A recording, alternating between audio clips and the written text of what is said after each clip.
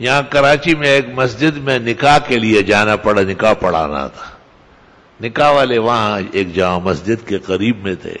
وہاں جب میں چلا گیا عصر کی نماز میں، کرسیوں کی لائنیں پڑی ہے. وہ امام صاحب بھی کرسیوں سے بچتے ہوئے مصلی پر مشکل سے پہنچ گئے. نماز کے بعد میں نے کہا یہاں کون ہے، مولوی کون ہے؟ ایک بڑے عالم کا نام بتایا. میں نے کہا اس کو کہو کہ یہ کرسی پر نماز ہوتی ہے، بنوری ٹاؤن کے دارالفتاح سے مہر لگوائے. اور تحریر لے کے بنوری ٹاؤن کے دارالفتاح گئے. مفتی عبد المجید مرحوم نے لکھا کہ کرسی ہٹاؤ. ہم کیوں لکھ کے دیں؟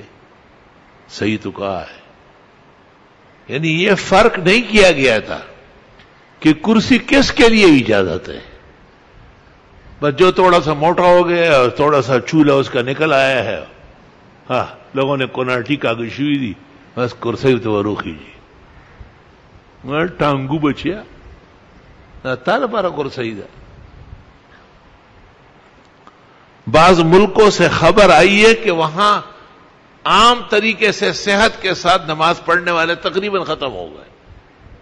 تو ختم نہیں ہوئے ہیں. امام صاحب اپنا منصب پورا نہیں کر رہا ہے، مسئلہ سمجھ کے بیان نہیں کرتا ہے. تو اچھی طرح یاد رکھو کہ جب نیچے اتر کر سجدہ کر سکتا ہو اس کے لیے کرسی کی اجازت نہیں ہے. اور ایسے شخص نے کرسی پر جتنی نمازیں پڑھی وہ کالعدم ہے، دوبارہ پڑھی جائے گی، لوٹانی ہے.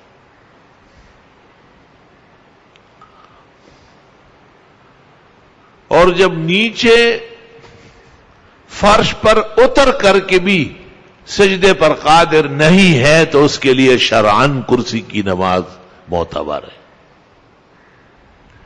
اور جب کرسی پر نماز پڑھے گا تو بیٹھ کر پڑھے گا، کرسی کے آگے نہیں نکلے گا. ہمارے مذہب کی تمام کتابوں کا یہی کہنا ہے کہ ایسے شخص کے سے قیام صلات کا ختم ہو جاتا ہے. سقط عنہ القیام، بلکہ طحطاوی نے کہا سقط عنہ وجوب القیام.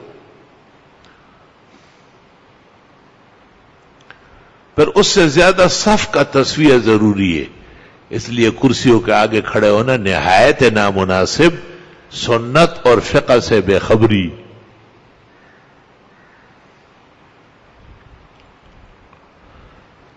اسی مناسبت سے یہ بات بھی سمجھنا چاہیے کہ کیا ایسا شخص جو کرسی پر نماز پڑھتا ہو وہ آگے کسی میز یا بینچ پر سجدہ کر سکتا ہے؟ یا وہ تکیا یا کوئی لکڑی آگے رکھ سکتا ہے؟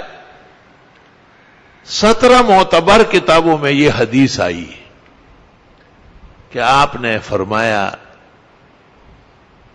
صلی قائما فَإِن لَّمْ تَسْتَطِعْ فَقَاعِدًا فَإِن لَّمْ تَسْتَطِعْ فَاسْتَجِعْ اسْتِجَاعًا تُؤْمِي لِسُجُودِكَ أَخْفَضْ مِنْ إِيمَائِكَ لِرُكُوعِكَ.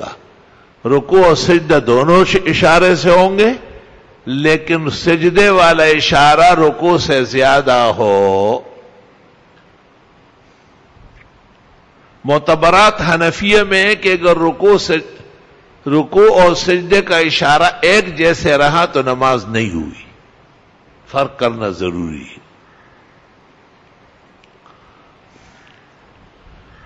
یہ حدیث ہدایہ میں ہے اور نصب الرایہ میں جمال ذیلئی نے اس کی تخریج کی ہے. اور اس میں یہ اضافہ بھی ہے کہ آپ نے بیمار کو دیکھا کہ اس کے سامنے تکیا رکھا ہوا تھا، آپ نے وہ تکیا اٹھایا اور دور پٹک دیا. فرمایا صلی علی الارض فإن لم تستطع فتؤمی ایماء. پھر اگلی مرتبہ آپ تشریف لائیں تو آگے میز رکھا ہوا تھا، آپ نے اس کو بھی ہٹایا. افسوس کہ بوقت تحریر کتاب المرضع ابن عابدین کی نظر بالغ سے یہ حدیث نہیں گزری، اس لیے اس نے سامنے رکھ کر کسی چیز کی اجازت دے دی.